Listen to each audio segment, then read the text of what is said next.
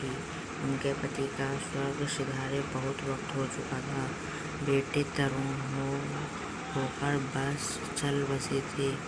अब एक भतीजे के सिवाय और कोई न था। उसी भतीजे के नाम उन्होंने अपनी सारी संपत्ति लिख दी। बुद्धिराम ने सारी संपत्ति लिखाते समय खूब लंबे चौड़े वादे किए, किंतु वे सब वादे केवल कुली डिपो के दलालों के दिखाए हुए सपाट थे। यद्यपि उस संपत्ति की वार्षिक आय कम न थी, तथापि बूढ़ी काकी को पेट भर भोजन भी कठिनाई से मिलता था।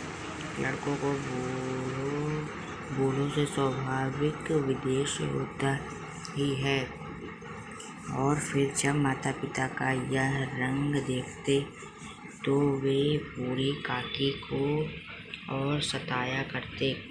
कोई चुटकी काटकर भागता, कोई उन पर पानी कुल्ली कर भागता था। काकी चीख मारकर रोती, परंतु यह बात प्रसिद्ध थी कि वे केवल खाने के लिए रोती हैं। अतएव उनके संताप और आर्तनाद पर कोई ध्यान नहीं देता था। संपूर्ण परिवार में यदि काकी से किसी का अनुराग था तो वह बुद्धिराम की छोटी लड़की लाडली थी। लाडली अपने दोनों भाइयों के ढेर से अपने हिस्से की मिठाई या चावेना बूढ़ी काकी के पास बैठकर खाती थी। यह उसका रक्षागार था, और यद्यपि काकी का शरण उनकी लोलुपता के कारण महंगी पड़ती थी, तथापि भाइयों के अन्याय की तुलना में कहीं या इस स्वार्थकुलंत के उन दिनों में सहानुभूति का आरोपण कर दिया था।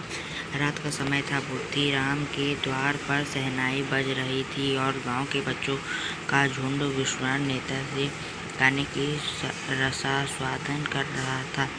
आज बुद्धिराम के बड़े लड़के मुखीराम का तिलक आया है, यह उसका उत्सव है। घर के भीतर स्त्रियां गा रही थी और रूपा मेहमानों के लिए भोजन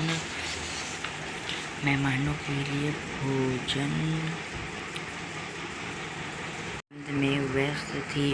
भट्टियों पर कढ़ाए चढ़े थे।